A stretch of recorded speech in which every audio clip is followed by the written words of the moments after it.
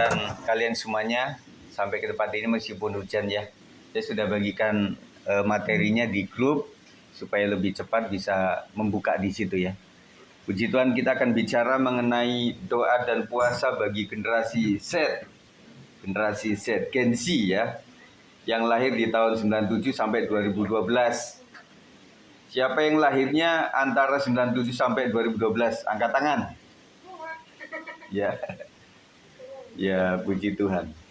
Cuma saya, Pak Po sama Pak Sab aja yang beda ya. Itu generasi yang sebelumnya. Puji Tuhan. Jadi di generasi Z ini memang akrab banyak dengan tekanan dan godaan. Katanya begitu ya. Jadi memang membutuhkan satu spiritual tools, yaitu alat spiritual yang penting untuk menyelaraskan antara gangguan, godaan, dan juga tekanan di masa-masa kalian ini ya, usia remaja lah begitu ya. Jadi kita akan belajar sama-sama tentang doa dan puasa. Apa itu doa? Doa adalah jembatan menuju Tuhan. Jadi jembatan itu adalah dari area satu ke area berikutnya. Dan kita untuk masuk kepada area surga disebutnya sebagai jembatan. Namanya doa. Ya, kita baca sama-sama dalam Mazmur 145 ayat 18. 1, 2, 3. Tuhan dekat pada setiap orang yang berseru kepadanya, pada setiap orang yang berseru kepadanya dalam kesetiaan. Untuk bisa dekat dengan Tuhan atau kepada Tuhan ada dua unsur. Yang pertama apa? Berseru. Yang kedua kesetiaan. Puji Tuhan ya. Jadi berseru itu adalah mengandung arti bahwa kesungguhan hati harus ada. Memang dalam doa mesti sungguh-sungguh dong. Kalau enggak untuk apa berdoa begitu ya. Jadi ada berseru kepada Tuhan sungguh hati, dan kemudian tidak cuma sesekali, 2 kali, 3 kali, tetapi membutuhkan kesetiaan untuk kita berseru kepada Tuhan. Dengan doa kita bisa apa? Fokus pada hubungan dengan Tuhan. Ya. Kenapa pertanyaannya kalau orang Kristen itu doanya merem? Ya, biar kusuk. Karena setiap mata kita itu bisa jajan, artinya waktu doa ngelihat cicak, kita mikirin cicak, ngelihat lampu, mikirin lampu gitu ya. Liatin temen, ngeliatin temen begitu ya. Nah kalau di jemaat ngeliatin teman dekatnya yang sejemaat itu, jadi kita berpikirnya rambutnya kok begitu ya, merah kuning hijau, kemudian kacamata kayak gitu, jamnya, terus lain-lain sebagainya, membuat kita nggak konsentrasi. Jadi tujuannya kenapa kita mesti merem itu adalah untuk fokus kepada Tuhan ya. Nah kalian kalau doa merem atau tidak? Merem ya. Kalau doa makannya enak gimana lauknya? Meremelek. Puji Tuhan ya. Jadi dengan doa kita bisa fokus pada hubungan kita dengan Tuhan dan bisa menjauhkan diri dari kesibukan dan gangguan media sosial. Betul? Kalian akrab dengan media sosial. Tanpa handphone rasanya hidup ini nggak nyaman. Masih ada yang kurang begitu ya. Ketinggalan apapun bolehlah. Tetapi jangan sampai ketinggalan handphone kan begitu ya. Dalam doa kita bisa curhat kepada Tuhan. Curhatan hati. Curahan hati ya kepada Tuhan tentang apa? Kekhawatiran. Saya tanya, kalian kalau usia kayak gini yang paling khawatir tentang apa sih? Nilai. Itu mah Pak Boy ya. Diamond apa kira-kira yang paling membuat kamu khawatir gitu? Pernah nggak? Oh benar Pak. Iya karena dia seorang guru jadi benar nilai ya. Karena memang Diamond kan punya satu target yang tinggi, harus nilainya yang tinggi gitu ya. Kalau yang lain apa kira-kira? Baby Hana, khawatirnya tentang apa biasanya? Nilai juga? Iya. Gak apa-apa setelah ini memang benar ya tentang nilai. Memang betul ya. Kenapa nilai? Kenapa? Kenapa? Yang lain tentang nilai. Yang mirip tentang nilai alasannya kenapa? Bisa biar sukses. Dengan nilai bisa sukses. Bisa menghantarkan kita kepada hal yang lebih baik. Ya makanya saya sering Om bilang tuh, kalau mau membantu orang tua salah satunya adalah bikin nilai yang bagus. Begitu ya. Kecuali kita orang tajir yang bisa sekolah sampai kemanapun dengan biaya yang luar biasa, tetap bisa tercapai. Harus dengan nilai. Kekhawatiran. Kita minta Tuhan Yesus tolong saya supaya saya nilainya bagus Tuhan. Kemudian malaikat bilang, oh ya, kami akan bantu. Tetapi kamu juga jangan lupa belajar dengan baik, begitu ya.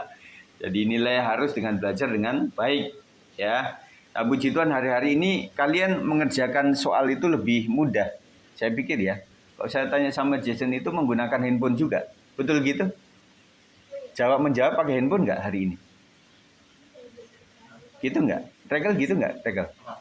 Menjawab soal ada yang pakai handphone juga? Sekolah begitu ya? Pakai ya? Waduh, waktu saya ngajar nggak pakai itu. Bahkan handphone dikumpulin semua itu. Tetapi pelajaran saya musik waktu itu saya bilang, ya udah anak-anak siswa semuanya silahkan ambil handphonenya, kalian cari lagu, chordnya di situ, habis itu saya akan menilai kalian. Waktu saya cuma pakai, waktu pelajaran saya paling seneng tuh anak-anak SMA tuh. Wah, Pak Sigit mau masuk, yuk kita ambil handphonenya. Nah teman-teman lihat, aduh gimana sih Pak Sigit. Nah sekarang nyata malah menggunakan handphone semuanya ya. Ya, puji Tuhan. Dalam doa kita bisa curhat tentang ucapan syukur juga. Kalian sering mengucap syukur nggak? Sering. Ucap syukur tentang apa misalnya? Apapun. Contohnya apa? Bangun pagi. Ada masalah mengucap syukur. Terus kenapa dengan ada masalah mengucap syukur? Karena kalau menurutku semua masalah sebenarnya sudah selesai di kayu salib Tuhan di 2000 tahun yang lalu. Jadi harus mengucap syukur. Itu cuma teman-temannya. Ya. Jadi iman Renita adalah bahwa Tuhan sudah menanggung semua masalah kehidupan. Jadi yang lain lagi, mengapa dalam masalah tetap bisa mengucap syukur? Rahel? Tahu jawabannya? Kalau menurut Rahel gimana? Sama sih, kalau dia ada masalah bersyukur aja. Bersyukur aja ya. Ya. Kita memang harus punya style begitu ya. Dalam artian kita sudah kerja keras. Ya Tuhan saya udah kerja keras tapi nilainya kok nggak bisa mencapai 100 ya. Mencapainya cuma 95. Oh, puji Tuhan, bersyukur begitu ya. Nah kalian ada yang bersyukur juga, nilai 60 juga bersyukur Pak. Biasanya 40, 50. Nah tergantung setiap orang beda-beda ya. Nah kemudian tentang permohonan. Nah kalian kalau misalnya doa itu mohonnya apa sih? Kepada Tuhan itu yang paling sering gitu loh. Lobby apa loh kira-kira? Kalau waktu doa itu memohon kepada Tuhan, minta apa kira-kira? Yang paling sering deh. Biar nggak terlalu ada banyak masalah. Apa? Pasti lah itu. Apa sih? Biar misalkan kalau misalkan mau tidur doa biar besoknya tuh lancar gitu. Oh, bangunnya lancar. Iya, besok hari itu lancar gitu. Oh, hari itu lancar gitu ya. Memohon untuk hari berikutnya ya. Iya. Terus selain itu ada nggak? Paling sering itu ya Lopi ya. Itu didoakan di malam hari berarti. Itu kalau Malam hari. Kalau pagi hari apa kira-kira? ya biar lancar juga. Ya lancar juga supaya gojeknya lancar gitu ya. Puji Tuhan ya. Nah kemudian kita juga bisa mempraktekkan doa itu, jadwalkan waktu doa ya. Supaya kalian kan tertib-tertib nih. Ada yang perfeksionis yang mesti jadwal sekolah itu mesti tidak ada yang kurang begitu ya. Nah kalau saya dulu, kalau Om itu diajarinya gini, kalau kamu mau sekolah besok, kamu harus persiapkan di malam hari atau sore hari. Siapa yang suka mendadak tuh? Udah malam hari, mah beliin ini dong masih kurang. Besok ini tugas itu. Suka begitu nggak kira-kira? Ya sering saya dapatin begitu juga sih. Anak saya juga kadang-kadang sesekali begitu. Jadi itu kalau masih buka tokonya masih mending ya. Nah kalau tokonya udah nggak buka, aduh repot sekali. Tapi waktu itu ada anak yang cerdas juga. Jadi dia kumpulin teman-temannya itu siapa yang butuh ini rumahnya deket sama toko sederhana misalnya toko itu dia kumpulin semua. Siapa yang mau beli dari saya gitu ya. Tetapi tambah ongkos dikit deh 1.000 tambahannya misalnya 5.000 tambah 6.000 begitu ya. Nah ada yang begitu. Berarti sejak kecil dia punya ilmu dagang gitu ya. Nah puji Tuhan sering begitu ya. Nah kita mesti punya agenda di mana ini kan waktu doa. Jadi itu masalah sekolah gitu ya. Artinya yang wajib udah kita memanagenya dengan baik. Besok saya suka tanya ke Jason ini, Jason besok pakainya apa bajunya, kan dikasih itu ada berapa, ada 4 seragam ya kurang lebih. Oh, abu putih, tar putih, batik, ntar batik sekolah begitu ya, ntar pakaian olahraga, jadi disiapkan semuanya di situ ya. Jadi kemudian buku-buku gitu ya. Nah, tentunya kalian yang cewek lebih rapi lah saya pikir begitu ya. Nah, kalau cowok beda sih, ya kadang-kadang ketumpahan juga, baru beberapa saat udah bukunya udah kena susu lah, kena apa gitu, ketumpahan gitu ya. Kayak musik kipas-kipas sampai gitu ya. Itulah yang harus kita lakukan, yaitu menjawabkan doa. Jadi temukan waktu setiap hari untuk bisa berdoa, meskipun hanya beberapa menit, dan jadikan itu sebagai rutinitas atau kebiasaan yang positif gitu ya. Nah, kalian paling betah itu doa berapa menit kira-kira? Paling lama pernah gitu? 5 menit pernah? Doa sendiri maksudnya, bukan sama-sama. Kalau sama-sama kan dipaksa tuh, udah melek, merem. Oh, ini belum selesai juga gitu ya. Tetapi doa pribadi gitu, rata-rata di bawah 1 menit. Menurut saya ya, tapi nggak tahu kejujuran kalian. Bisa nggak lama-lama itu? Kan orang bingung ya, Pak Gembala, itu doa ngomong apa aja sih? Nah, itu tadi dari 3 hal ini, kekhawatiran kita sampaikan kepada Tuhan. Pertama, kita mengucap syukurlah kepada Tuhan. Terima kasih ya Tuhan. Kemudian jangan lupa minta maaf kepada Tuhan. Minta ampun lah. Kalau saya suka doa itu selalu, Tuhan ampuni saya, pikiran, perkataan, dan perbuatan saya, baru saya memohon kepada Tuhan. Setelah itu mengingat kasih Tuhan, mengucap syukur, itu lama. Apalagi saya kan punya umur sudah lebih tinggi dari kalian, apalagi Pak Po ya.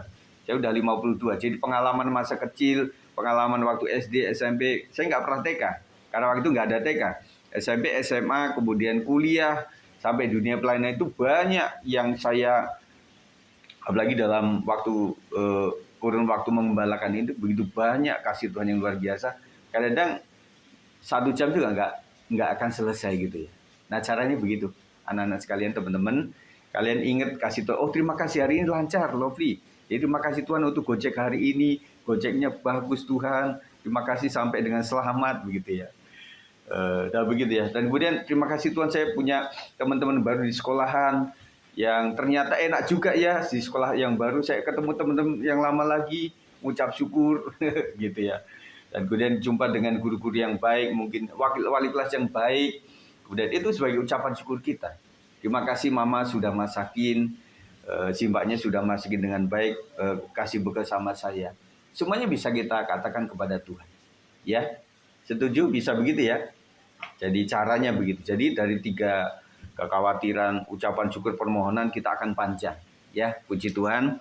Kemudian kita jadwalkan meskipun beberapa menit, dan juga gunakan aplikasi yang terkini lah untuk doa. Nah, kemarin saya lihat itu apa ya, saya ada ChatGPT nih, yang saya mencoba gitu loh. Nah, di sini memang di formatnya dalam bahasa Inggris ya.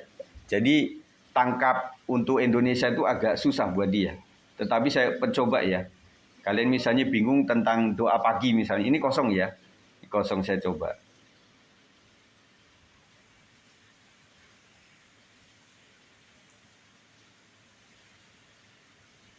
Halo, Ceti. Ini namanya Ceti. Jadi bisa nggak saya ngomong dengan bahasa Indonesia? Hello, tentu saja bisa. Assalamualaikum warahmatullahi wabarakatuh. Ada yang bisa saya bantu hari ini? Ya, saya pengen tanya, saya generasi Z, ingin tanya kalau misalnya doa di pagi hari itu, kira-kira apa saja yang kita doakan kepada Tuhan Yesus? Terima kasih. Doa pagi hari bisa menjadi momen yang indah untuk memulai hari dengan fokus dan berkat. Beberapa yang bisa kamu doakan di pagi hari pada Tuhan Yesus antara lain. 1. Bersyukur untuk hari baru yang diberikan. Taus. Mengfrapon hesitant sentos pengis. Ute. Esksendin ingin haksani amdat insunnits. Masyusuran sa pagwarka. Mi. Wow, feeling dice. And just once you ate ni pratans. 6. Memohon hingi sa jatoy de tolkien. Apakah ada hal spesifik yang ingin kau sertakan sa pamakas? Cukup, terima kasih. Jadi itu kan nggak jelas, tetapi di sini ada tulisannya. Jadi coba kamu bagian itu. Iya. Bacakan saja. Yang pertama itu bersyukur untuk hari yang baru yang diberikan. Kedua, memohon perlindungan dan bimbingan sepanjang hari. Ketiga, meminta kekuatan dan kebijaksanaan dalam menghadapi tantangan. Iya. Keempat, memohon berkat untuk keluarga, teman, dan orang-orang sekitar.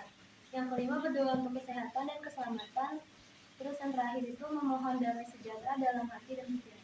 Ya. Jadi meskipun diomongnya nggak jelas, tetapi ini ada teksnya. Jadi bisa di copy juga. Saya copy ke grup ya. Tadi yang saya tanyakan itu seperti apa dan jawabnya itu seperti kenapa saya panggil Ceti? Karena kan ada di YouTuber itu nanya, sebaiknya saya panggil kamu siapa? Begitu ya. Jadi ternyata memang ChatGPT itu kan ditanya tuh, apakah kamu bisa menguasai manusia atau kamu bisa apapun gitu loh, yang kita tanya apapun yang susah untuk dijawab gitu loh. Dia bilang enggak. Jadi di ChatGPT adalah kayak kamus besar seluruh dunia, kayak macam Google gitu, yang nggak masuk data dia nggak bisa jawab. Tapi dia jawab secara diplomatis gitu loh, yang artinya secara nggak telek, nggak kayak ilmu matematika. Dia akan bicara yang macam-macam gitu loh. Misalnya pertanyaan-pertanyaan yang aneh gitu ya. Jadi dia akan sampaikan tetapi dengan santun juga dia lakukan itu ya. Itu caranya untuk membuat kita, karena generasi Gen Z ini kan selalu ada di sini. Jadi pakai itulah, boleh ya. Tetapi jawab soal janganlah, nanti gurunya marah. Kemudian berdoa bersama komunitas, bergabunglah dengan kelompok doa di GBS 56 untuk mendukung satu sama lain dalam doa. Yang sering doa bareng siapa? Kalau di keluarga saya lihat kan keluarga Pak Sam nih sering. Bang Michael, dulu pernah ya, waktu kecil-kecil masih bisa. Tahun lalu bisa ya? Iya. Nah, sekarang kita coba buat, waktu itu masih ada doa tamborin waktu itu ya. Yaitu mulai kapan, kemudian selesainya kapan saya nggak tahu. Tiba-tiba ngilang gitu aja. Itu bisa dibentuk karena tentunya ini membuat kita juga, oh iya saya punya komunitas yang bagus yang bisa curhat satu dengan yang lain. Tetapi intinya kita kemas, kita nggak ngobrol tentang artis, nggak ngobrol tentang gosip, tetapi khusus kita mendoakan untuk tim kita, misalnya begitu ya. Bisa dibuat begitu ya. Kemudian kita juga menggunakan Zoom juga. Silakan kalian ikuti ketika waktunya juga ada ya. Nah tentunya kalian nggak pengen sama orang tua toh, pengen sendiri gitu. Misalnya Bang Michael pimpin lah di situ, Karenita pimpin, yuk kita doalah sama-sama youth gitu ya. Mungkin lebih bisa begitu ya. Kalau yang pimpin kami kayaknya aduh ketuaan lah, kita nggak mau yang tua-tua begitu ya. Puji Tuhan, pelajaran yang kedua tentang puasa adalah latihan spiritual. Latihan lama-lama nanti terbiasa, lama-lama jadi mahir atau menjadi ahli. Nah kita belum sampai kepada ahli pendoa gitu ya. Kita belum sampai menjadi pendoa syafaat yang sesungguh-sungguhnya. Tetapi latihan terus, terbiasa terus, mahir terus, lama-lama kita menjadi ahli dan membantu kita untuk fokus pada Tuhan, puasa itu. Dan mengurangi ketergantungan kita pada hal-hal duniawi, seperti gadget dan lain sebagainya. Matius 6 ayat 16-18 kita baca sama-sama. 1, 2, 3. Dan apabila kamu berpuasa, janganlah kamu muram mukamu seperti orang munafik. Mereka mengubah air mukanya supaya orang melihat bahwa mereka sedang berpuasa. Aku berkata kepadamu, sesungguhnya mereka sudah mendapat upahnya. Tetapi apabila engkau berpuasa, minyakilah kepalamu dan cucilah mukamu, supaya jangan dilihat oleh orang bahwa engkau sedang berpuasa, melainkan hanya oleh Bapamu yang ada di tempat tersembunyi. Maka Bapamu yang melihat yang tersembunyi akan membalasnya kepadamu. Ayat ini menekankan bahwa puasa harus dilakukan dengan kerendahan hati dan bukan untuk pamer. Saya pernah punya sepupu jauh waktu itu ya, dia masih muslim. Nah, dia fanatik sekali. Waktu puasa itu nelen ludah pun nggak boleh. Jadi dia meludah itu di muka rumah itu terus-terusan sepanjang hari sampai sebulan. Bayangin aja itu depan rumah itu, wih kotor banget kan. Nah sampai kayak gitu ya. Nah artinya buat saya, nah buat kita ya sebagai umat Kristen nggak gitu-gitu amat begitu ya. Nggak mesti begitulah. Kalau begitu ya sudah, ketika orang, kamu keren loh puasanya, udah dia dapat upahnya di situ saja. Tetapi kita pengen menjadi orang yang tidak seperti itu. Manfaat puasa adalah mengurangi penggangguan terhadap media sosial atau makanan tertentu untuk memberi ruang bagi Tuhan. Nah, puji Tuhan, teman-teman sekalian, lumayan ada beberapa yang puasa sampai sekarang belum buka. Nah, itu puji Tuhan. Siapa yang dari sore kemarin ya minum-minum itu kan khasnya kalian ya. Ya, yang dari kemarin siapa? Ada? Satu. Yang dari pagi? Dari pagi? Pagi? Ya. Ya. Lupa. Jam 12 ya. Lumayan. Nggak gini anak-anak sekalian. Kita buat orang Kristen nggak dibatasin kayak orang Muslim kan mesti dari pagi tuh. Ada namanya sahurnya dulu kan. Nah ada cara begitu juga boleh. Ada yang kemarin itu terakhir makan itu jam 7, ada yang jam 9, ada yang jam 12, ada yang jam 5 sore juga ada gitu ya. Tapi bukanya ada yang pagi hari, ada yang jam 12 siang, ada yang itu enggak intinya bukan itulah. Kita latihan saja, kan sedang berlatih, namanya juga masih muda ya. Masih boleh lah. Nah, puasa meningkatkan kesadaran spiritual agar kita lebih peka terhadap kebutuhan spiritual kita. Nah, selama ini yang berpikir tentang surga siapa? Yang berpikir tentang saya harus mengandalkan Tuhan. Saya nggak mungkin tanpa Tuhan.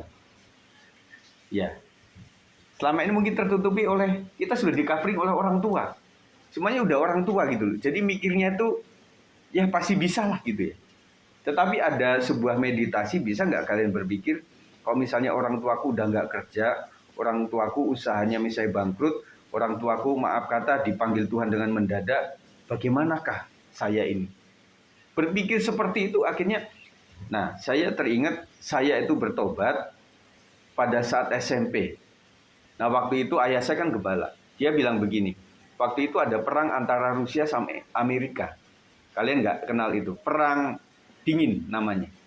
Waktu itu Rusia ya, Uni Soviet. Waktu itu namanya Uni Soviet.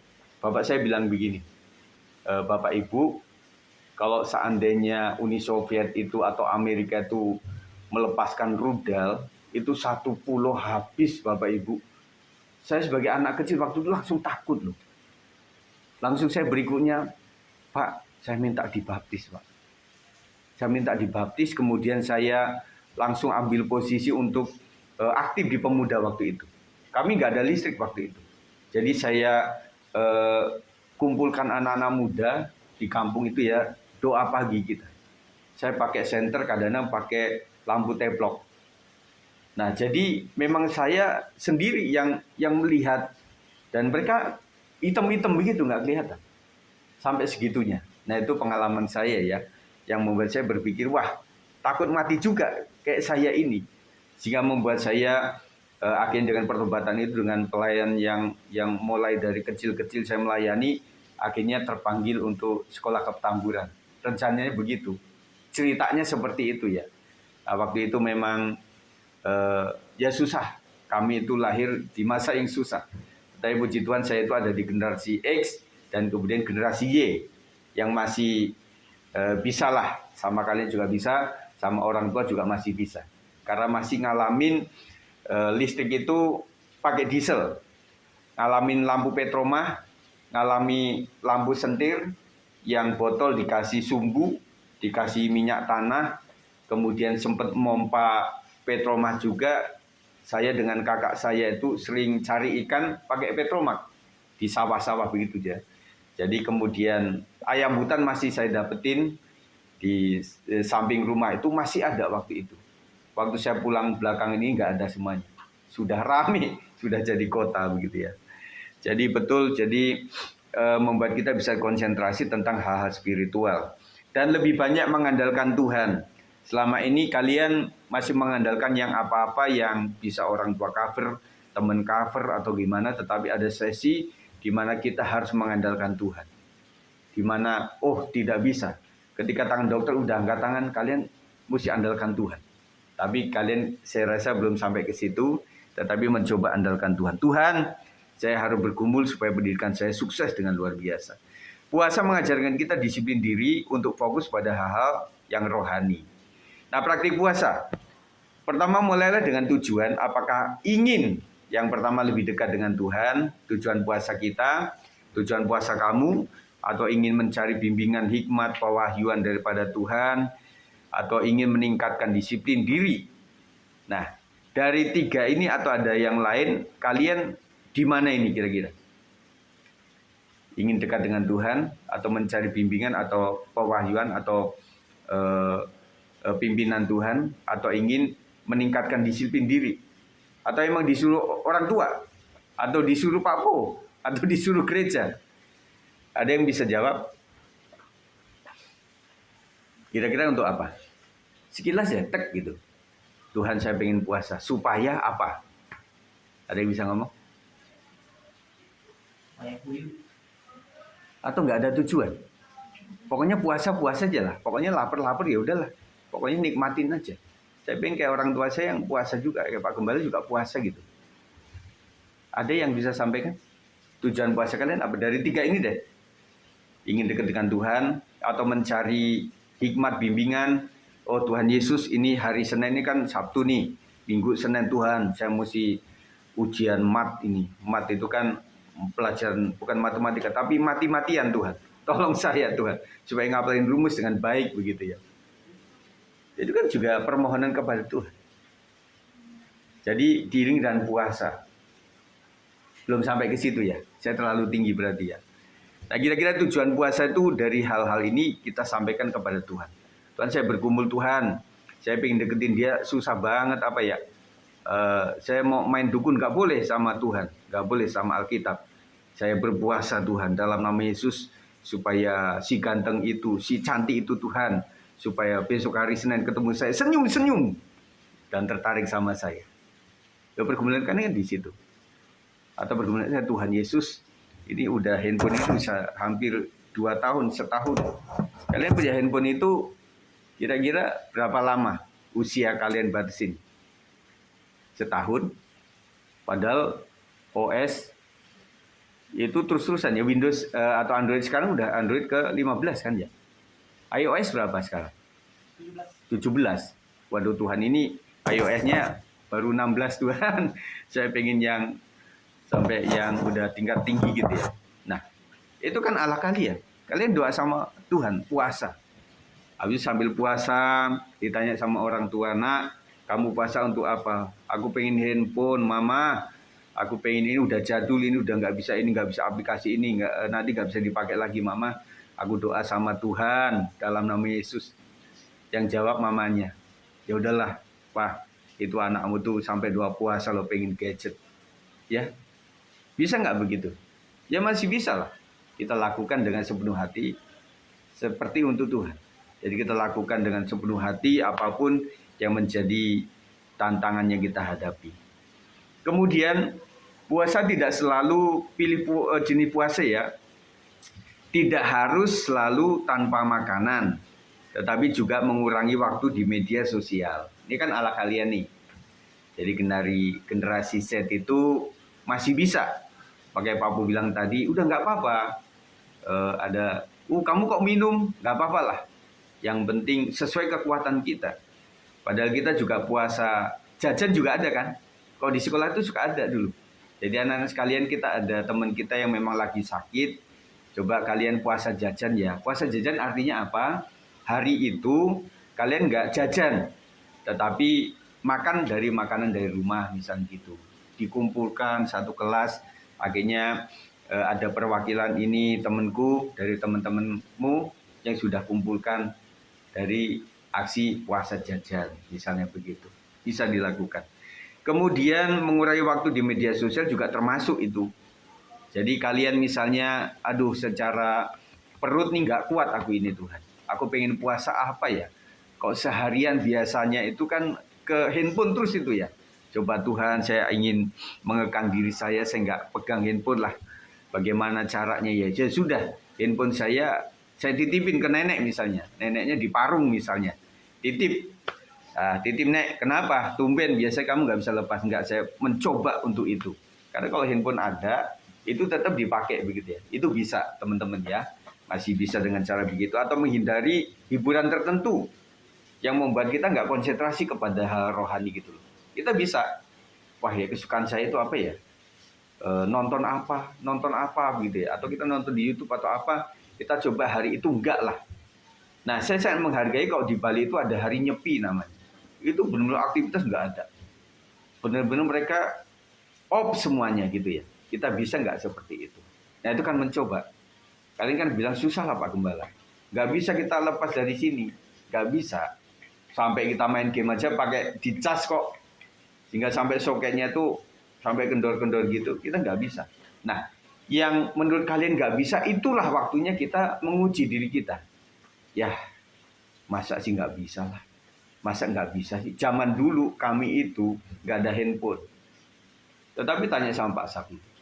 Kita bisa main layangan sama-sama, kumpul bareng. Atau kalau sudah padang bulan, itu udah terang bulan, itu main gobak sodor, main umpet-umpetan, itu bisa ngumpul semuanya loh. Gimana komunikasi juga, saya lupa waktu itu. Tapi bisa. Nah sekarang nggak bisa mainan kayak gitu. Udah semuanya ada di gadget. Nah, kalian mencoba, udahlah saya nggak main handphone lah, ya. Jadi orang tua sukanya, kamu mainan handphone dulu. Kalian kan berpikir, ini nggak mainan mah, ini lagi ngerjain PR kan begitu ya. Kalian kan sudah multitasking nih. Kalian dengerin ini juga bisa sambil ngechat, sambil apa itu bisa. Kalian multitasking gitu loh. Bisa apa-apa, bisa gitu loh. Nah, saya pengalaman jadi guru juga begitu. Ada anak yang memang konsentrasinya kayak nggak jelas. Tapi dia pandai kok. Bisa nangkep kok omongan kita. Saya ajarin musik, dia kayak dengerin yang lain gitu bisa. Makanya hebat tuh ya, ada musisi gini. Dia sambil nyanyi, tadi kan sambil main kahon tuh. Saya mencoba, saya mesti latih lagi tuh. Sambil nyanyi saya ininya kacau gitu loh. Mesti merem, diem gitu loh. Nah, waktu saya awal-awal main keyboard juga nggak bisa sambil nyanyi. Nyanyi inget, piano lupa. Piano inget, nyanyi lupa kayak gitu. Tapi ada hebat loh, orang itu yang sambil main musik sambil nyanyi. Itu luar biasa. Artinya modelnya beat ya. Kalau piano masih chord atau gitar masih bisa, paling mudah kita. Tetapi kalau namanya drum sambil nyanyi. Saya kenal itu waktu itu ada drummer rohani, saya di Luntungan namanya. Kalian pasti nggak kenal. Nah itu dia bisa main drum sambil nyanyi di. Wah itu hebat tuh, luar biasa. Ada juga beberapa pemain bass yang begitu. Preggy Xiaomi juga awalnya pemain bass dia sambil nyanyi. Kalian coba ya, Jason coba ya. Pemain musik itu sambil menyanyi supaya ngeflow-nya itu dapat begitu ya. Oke, baik. Kita lanjutkan ya. Sudah keburu-buru ya. Kemudian atau berpuasa dari aktivitas lain yang menyita perhatian kita. Kita fokus selama ini kemana kita coba toh konsentrasi lah meditasi sama Tuhan. Gunakan waktu yang biasa Anda habiskan untuk aktivitas medsos dengan berpuasa, berdoa, merenungkan kebaikan Tuhan. Itu cara kita. Selama sehari ini waktu puasa kalian lakukan apa? Ya, coba nanti lebih konsentrasi lagi. Oh Tuhan, saya kan puasa ini. Oh, udah tahan lapar, oke lah. Ini yang belum bisa hilang nih. Saya masih tetap di sini. Oh Tuhan, ampuni saya Tuhan. Lain kali saya nggak akan di situ lagi. Masih nonton juga dan lain sebagainya ya. Baca Alkitab. Nah, itu kan saran orang tua yang udah jadul. Dengan berpuasa, berdoa, merenungkan kebaikan Tuhan. Penutup doa dan puasa bukan hanya rutinitas religius, tetapi merupakan sarana penting untuk memperdalam hubungan kita dengan Tuhan. Jadi puasa lebih dalam lagi. Kita nyanyikan itu kan, sampai kita benar-benar meraih Tuhan itu seperti apa. Itu kita nggak gampang loh, untuk masuk ke hadirat Tuhan itu. Nggak gampang. Tapi Tuhan, saya mencoba dengan puasa. Saya lebih berkonsentrasi. Yang dulunya mikirin capcay, fuyung kai, mikirin itu apa, mie kacauan Tuhan. Saya mikirin sate yang ada di sana Tuhan. Saya mikirin ini Tuhan. Sekarang saya nggak mikirin itu. Saya ingin memperdalam lagi rohani saya. Tuhan tolong saya. Saya ingin membaca Alkitab. Saya ingin mendengarkan lagu-lagu rohani. Itu kan baik. Coba ya lakukan seperti itu.